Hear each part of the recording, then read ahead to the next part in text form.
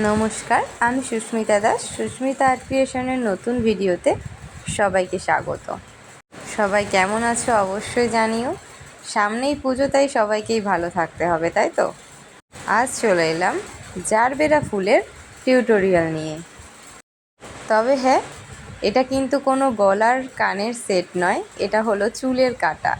Gerbera ফুল দিয়ে আমি চুলের কাটা বানালাম, সেটাই তোমরা দেখতে থাকো। তার জন্য প্রথমেই আমি যে বেসটা, সেই বেসটা তৈরি করে নিয়েছিলাম এবং তারপরে ক্লে রোল পাকিয়ে কিছু গোল গোল কেটে নিয়েছিলাম।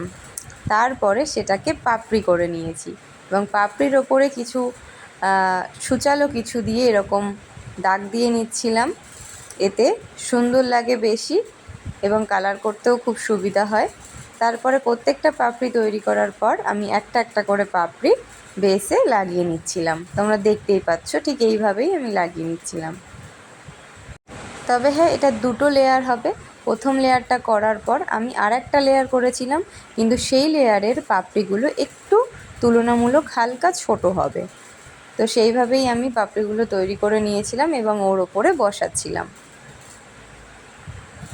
আচ্ছা, তার আগে বলে রাখি, যারা যারা ইউটিউব থেকে ভিডিওটা দেখছো অবশ্যই আমার চ্যানেলটা সাবস্ক্রাইব করে দিও, আর ভিডিওটা ভালো লাগলে অবশ্যই লাইক এবং কমেন্ট করো। আর যারা ফেসবুক থেকে দেখছো তারা অবশ্যই ফলো করে দিও। আরও নতুন নতুন ভিডিও করার চেষ্টা করব সবাই পাশে থাকলে। তো তারপর আমি মাঝখানে যে গোল অংশটা সেটা করে নিচ্ছিলাম এবং এটাকে শুকাতে দিয়েছিলাম, এবং শুকিয়ে যাওয়ার পরে আমি পরের কাজটা করব। তাই আগে যে ঝুলটা করব ভেবেছিলাম, সেই ঝুলটার আঠা দিয়ে কোডটা সেট করে নিচ্ছিলাম। এই যে সেট করা আমার কমপ্লিট, এবং তারপরে লাস্ট আমি এই ঝুলটা আগে এই বেসের পিছনে লাগিয়ে নিচ্ছিলাম আঠা দিয়ে, এবং তারপর ওই কাটাটা বসিয়ে আবার একটু ক্লে দিয়ে সেটাকে সেট করে নিলাম।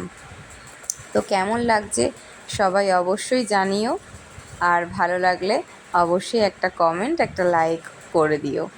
এই যে পুরো জিনিসটা কেমন লাগছে জানিও।